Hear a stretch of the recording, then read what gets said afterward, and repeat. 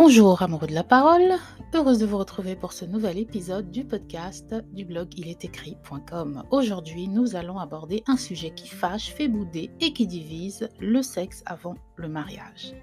Beaucoup de chrétiens s'interrogent sur ce sujet qui est pourtant clair et même une évidence dans la Bible.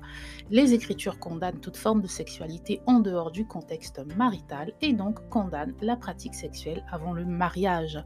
Dans la première lettre aux Corinthiens au chapitre 7 et au verset 2, il est écrit « Mais à cause des impudicités, que chaque homme ait sa femme et que chaque femme ait son mari. » Et ce verset montre clairement que le sexe doit se pratiquer entre un homme et sa femme, donc des époux, ce qui implique que la relation doit être une union légale dans le cadre du mariage. Ce passage souligne que la relation sexuelle est réservée aux couples mariés.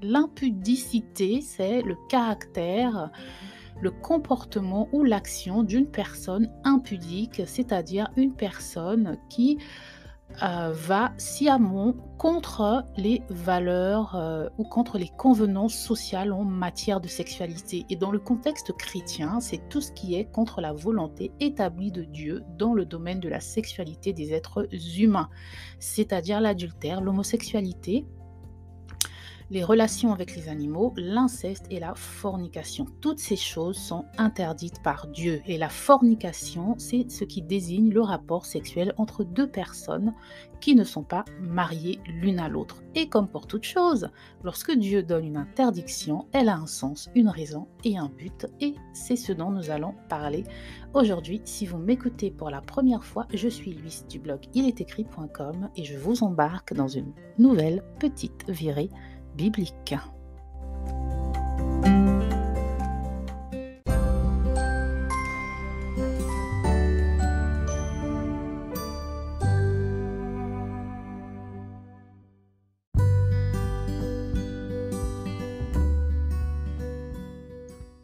Avant de commencer, que tous ceux qui m'écoutent ne se sentent pas jugés ou condamnés, car Dieu est miséricordieux et il pardonne. Il nous donne la possibilité de nous repentir lorsque nous désobéissons à sa parole. Je ne vous donne pas aujourd'hui mon avis, je vous donne les bases et la direction biblique, voilà, que doit suivre chaque chrétien. Beaucoup d'entre nous avons appris certaines vérités à notre conversion et avons été pardonnés par notre Dieu car nous ne savions pas, nous marchions dans les ténèbres. Une fois dans la lumière, nous devons observer tout le conseil de Dieu et ce dans tous les domaines de nos vies.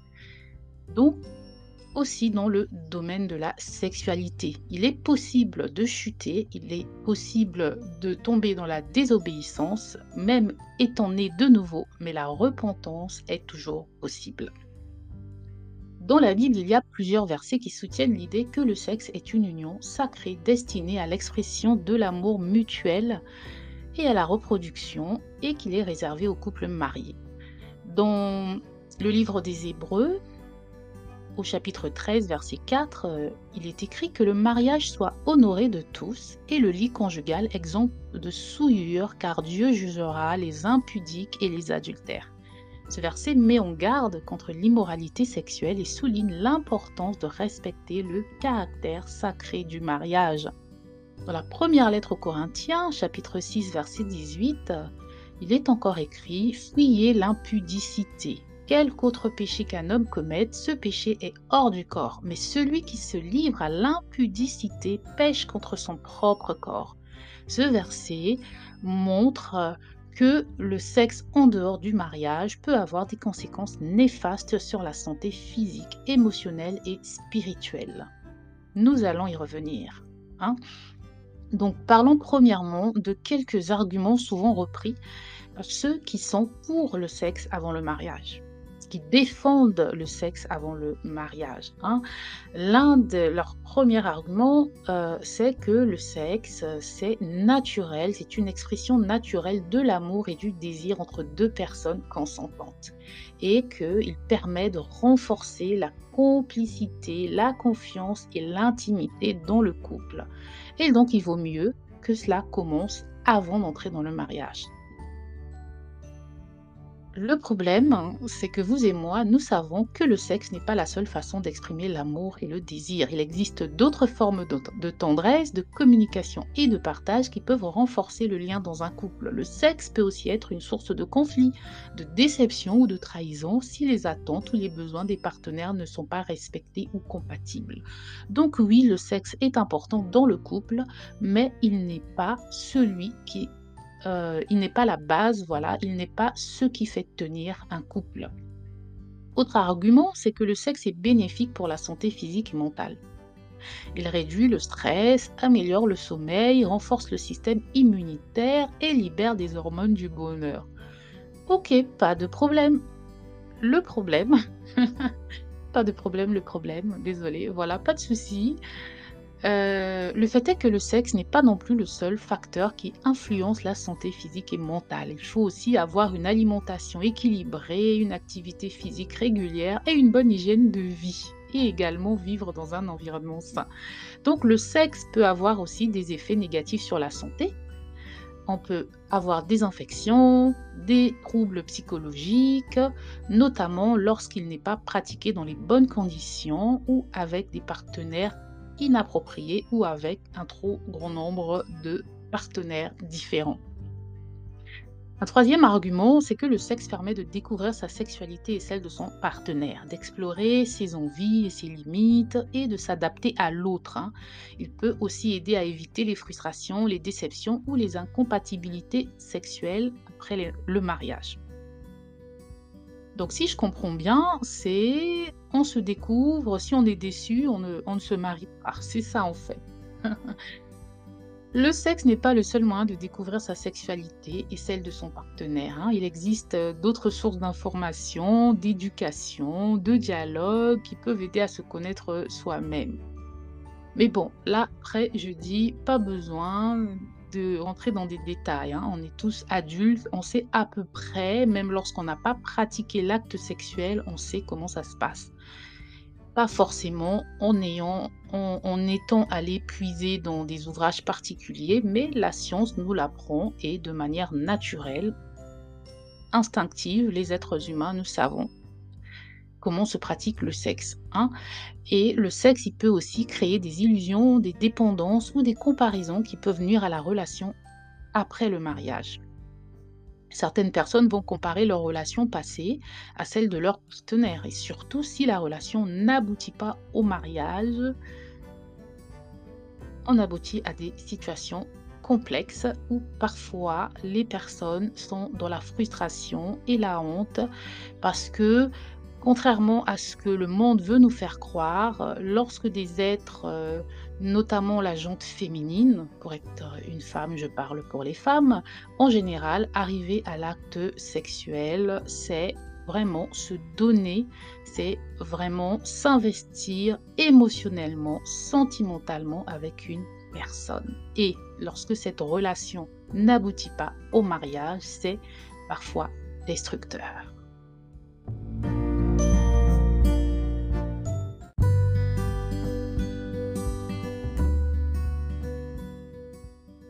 Donc, il y a plus d'inconvénients au sexe avant le mariage qu'après le mariage. En gros, l'argument principal de ceux qui prônent le sexe avant le mariage se résume au plaisir, hein.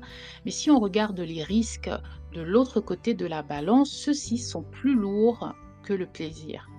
Selon une étude menée par le Centre pour le contrôle et la prévention des maladies, le CDC aux USA, les jeunes qui ont des relations sexuelles avant l'âge de 18 ans ont un risque plus élevé de contracter des maladies sexuellement transmissibles et de tomber enceinte, donc d'avoir des grossesses non désirées. Et cela peut entraîner des conséquences négatives à long terme sur la santé physique et mentale. Je vous mettrai tous les liens en description. Une autre étude a montré que les jeunes qui ont des relations sexuelles précoces peuvent avoir des problèmes de confiance en soi, de dépression et de faible estime de soi. Et cela peut affecter leur être émotionnel et leur capacité à établir des relations saines à l'âge adulte. Il y a un article intitulé Les effets des expériences sexuelles précoces voilà. Ils ont fait une étude sur des jeunes, voilà, et ils ont conclu que la sexualité précoce entraîne des conséquences profondes. Le fait est que lorsqu'on on fait la promotion du sexe avant le mariage, c'est la jeunesse qui va tomber dedans avant tout et qui en pâtit. Et de nos jours, nous savons que la sexualité est de plus en plus précoce. Donc, ils ont fait une étude sur les relations sexuelles à l'âge de 14 ans ou moins. Rendez-vous compte, 14 ans. Et pour ce jeune groupe d'études, les chercheurs ont découvert que les relations sexuelles précoces étaient liées à une probabilité 2 à 3 fois plus grande d'avoir eu 2 partenaires sexuels ou plus au cours de l'année écoulée. Quand même, est-ce que vous seriez à l'aise que votre enfant de 14 ans ou de moins de 14 ans ait eu 2 ou plus de relations ou de partenaires sexuels au cours d'une année? Deuxième point, d'avoir contracté une infection sexuellement transmissible au cours de l'année écoulée. Et troisième point, d'avoir éprouvé des symptômes de dépression au cours de la semaine écoulée. Enfin, une autre étude menée par l'université Brigham Young a montré que les personnes qui avaient des relations sexuelles avant le mariage étaient plus susceptibles de se séparer ou de divorcer plus tard dans leur vie que celles qui avaient attendu le mariage pour avoir des relations sexuelles. Et cela peut affecter la qualité des relations futures et entraîner des conséquences émotionnelles et financières négatives. Et donc, ils ont fait, je vous mettrai le lien vers un article qui dit que, qui s'est interrogé sur la question: est-ce que le sexe avant le mariage a un impact sur la qualité de votre mariage? Et un autre article qui s'intitule Le mythe de l'expérience sexuelle, hein, qui explique en fait qui montre que le fait d'avoir plusieurs partenaires sexuels avant le mariage diminue la qualité du mariage de 4 façons majeures.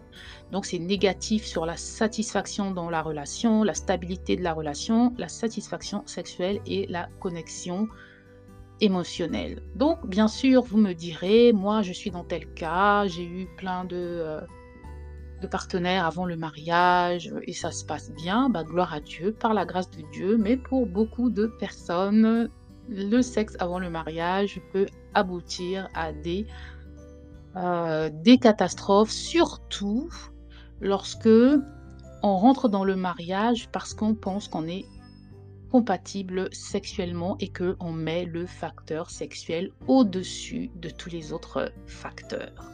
On n'entre pas dans le mariage uniquement en se basant sur la sexualité.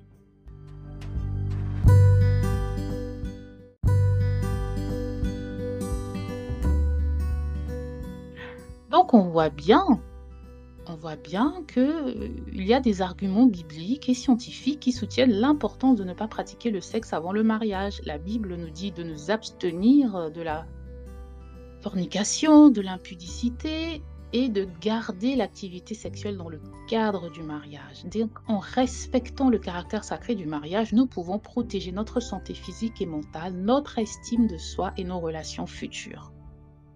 Le sexe est un acte sacré qui doit être réservé au mariage parce qu'il engage le corps, l'âme et l'esprit des partenaires. Il crée un lien indissoluble entre eux qui ne doit pas être rompu par la séparation ou l'infidélité. Le sexe expose à des risques de grossesse non désirée, des maladies sexuellement transmissibles, d'avortement ou de violences sexuelles. Il peut aussi entraîner de la culpabilité, de la honte ou de la confusion émotionnelle, notamment chez des personnes plus jeunes. Ce sont des choses que Dieu veut nous épargner, car si elles sont surmontables pour certains, elles ne le sont pas pour d'autres. Toutes ces choses peuvent arriver pendant le mariage, vous me direz. On peut avoir des problèmes ou avoir à cause de l'infidélité d'un des partenaires choper une MST, mais encore une fois, c'est la conséquence d'une désobéissance à la loi de Dieu qui condamne également l'adultère. Voilà. Donc, 1 Corinthiens 6,16 nous dit « Ne savez-vous pas que celui qui s'attache à la prostituée est un seul corps avec elle ? Car il est dit, les deux deviendront une seule chair. Hein. Ce passage nous montre que lorsque deux personnes ont une relation sexuelle, elles ne sont pas simplement deux corps physiques, mais elles deviennent une seule chair et ça souligne l'aspect spirituel de l'acte sexuel et la profondeur de l'union qu'il crée. Donc ce passage nous enseigne que le sexe doit être réservé à la relation entre un homme et une femme mariés, mais qu'il doit être vécu dans le cadre de l'amour et de l'engagement entre les deux conjoints. Et cela met en évidence l'importance de la dimension spirituelle de l'acte sexuel et de l'engagement mutuel qui le sous-entend. Il faut donc faire les choses selon l'ordre divin. Le mariage doit être reconnu de Dieu et des hommes. Ensuite, car en général, cela implique aussi des familles, ça implique en général deux familles. Puis enfin, une fois unis légalement, les époux peuvent s'unir physiquement et spirituellement. Donc voilà pour aujourd'hui. Notre Dieu est bon, il nous aime et sa parole est bonne pour nous. Merci de m'avoir écouté. Si ce message vous a édifié, n'oubliez pas de liker, partager, pas moi, mais la parole. Ciao!